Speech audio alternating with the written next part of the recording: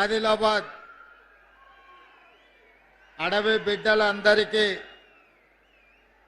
మనస్ఫూర్తిగా ధన్యవాదాలు. ప్రజాపాలన ప్రగతి ప్రణాళికలో భాగంగా బోత్ శాసనసభ నియోజకవర్గంలో శాసనసభ్యులు అనిల్ జాదవ్ గారి అధ్యక్షతన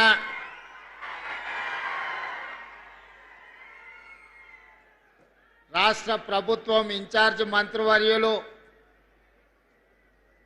జూపల్లి కృష్ణారావు గారి పర్యవేక్షణలో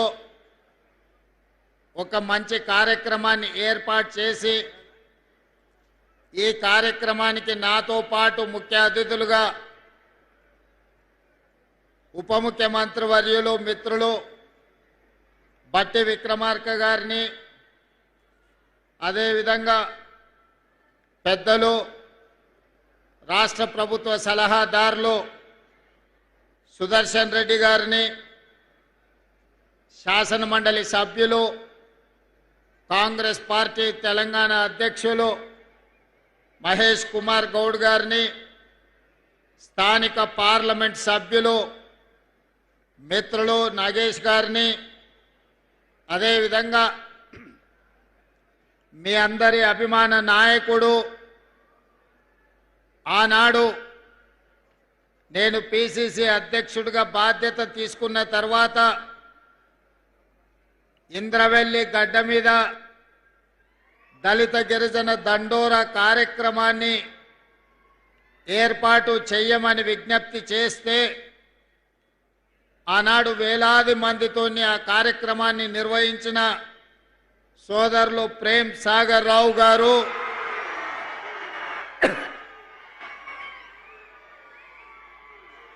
అదేవిధంగా శాసనసభ విప్ ఆది శ్రీనివాసరావు గారు, మరొక విప్ విజయ్ రమణ గారు, అదేవిధంగా రాజ్యసభ సభ్యులు వేం నరేందర్ రెడ్డి గారు, ఖానాపూర్ శాసన సభ్యులు వెడమ బొజ్జు గారు, ఆదిలాబాద్ శాసన సభ్యులు మిత్రులు పాయల శంకర్ గారు, శాసన మండలి సభ్యులు దండే విఠల్ గారు, శాసన సభ్యులు రామ్దాస్ మాలోత్ గారు, మాజీ కేంద్ర మంత్రివర్యులు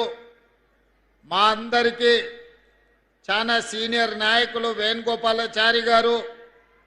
వేదిక మీద ఉన్న వివిధ కార్పొరేషన్లకు సంబంధించిన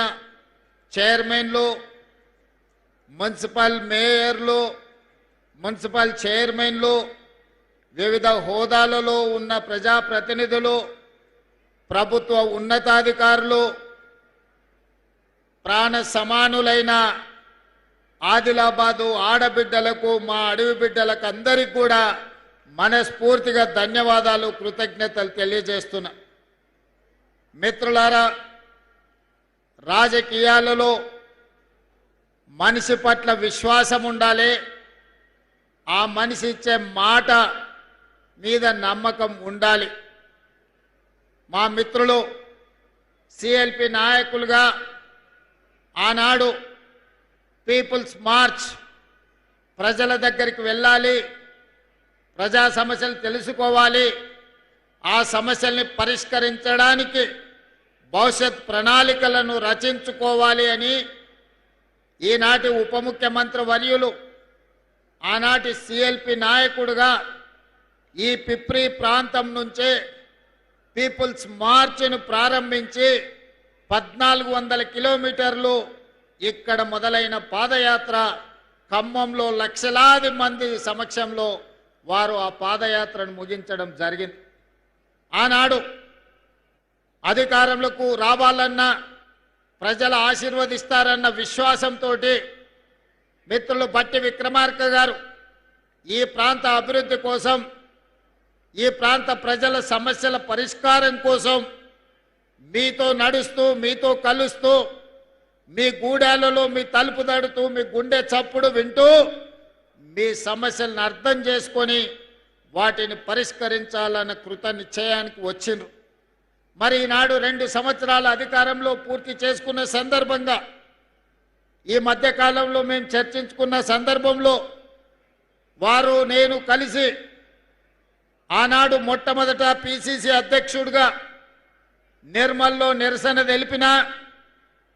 ఇంద్రవెల్లిలో దళిత గిరిజన దండోర గట్టిన, పీపుల్స్ మార్చ్ ద్వారా ఆదిలాబాద్ నుంచే వారు పాదయాత్ర మొదలు పెట్టిన, పిసిసి అధ్యక్షుడిగా సిఎల్పి నాయకుడిగా మేము ప్రత్యేకమైన దృష్టిని ఆదిలాబాద్ మీదనే పెట్టినాం. ఎందుకంటే ఈ ప్రాంత ప్రజలు అమాయకులు, ఆత్మ గౌరవంతో బతికేవాళ్ళు. కానీ నిరంకుశంగా వ్యవహరిస్తే నిరంకుశానికి వ్యతిరేకంగా నిటారుగా నిలబడి కొట్లాడి అమరులై రాజులనే గద్దె దించిన చరిత్ర ఈ ఆదిలాబాదు గడ్డకు ఉన్నది. నిరంకుశత్వంపై నిటారుగా నిలబడి ఆనాడు కొమరం భీముడు కానీ, రామ్జీ గోండు కానీ నిజాం సర్కారులకు వ్యతిరేకంగా ఈనాడు 1000 ఊర్ల మర్రిగా ఈ ప్రాంతంలో ప్రసిద్ధి పొందిన రామ్జీ గోండు త్యాగం, జల్ జమీన్ జంగల్ నినాదం ప్రపంచానికే వినిపించేంత గొప్పగా ఉద్యమాన్ని నడిపిన కొమరం భీముడు మీ బిడ్డ, మన గొప్ప స్ఫూర్తి ప్రదాత ఈ ఆదిలాబాదు బిడ్డ. ఈ అటవీ ప్రాంతంలో అపారమైన ఖనిజ సంపద, శ్రమ చేయగలిగిన ప్రజలు, కానీ ప్రభుత్వాల నిర్లక్ష్యం, ప్రభుత్వాల ప్రణాళిక లేకపోవడంతో ఈ ప్రాంతం వెనుకబడి అలాగే ఉన్నది.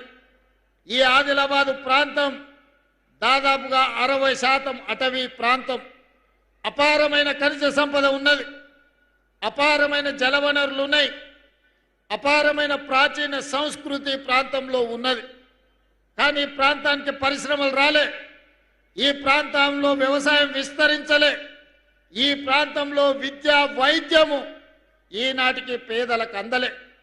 ఈనాడు ఈ ఆదిలాబాద్ అటవీ ప్రాంతంలో ఉన్న గూడాలలో ఇప్పటికీ పూరు గుడిసెలుగానే ఉన్నాయి. తాగడానికి నీళ్లు అందని పరిస్థితి ఇంకా మన కళ్ళ ముందు కనిపిస్తూనే ఉంది. నేనే స్వయంగా ఈ ప్రాంతంలో పర్యటనకు వచ్చినప్పుడు గూడాలలో పర్యటించిన నాడు మిత్రులు స్వయం బాబురావుతో మాట్లాడి ఈ ప్రాంత గూడాలలో ఉన్న పటేళ్లను కలిసి తప్పకుండా మన ప్రభుత్వం వస్తుంది, మీ సమస్యను పరిష్కరిస్తామని ఆనాడు ఈ ప్రాంతంలో గూడాలలో ఉన్న పటేళ్లకు నేను మాట ఇచ్చి ఈ ప్రాంతం అభివృద్ధి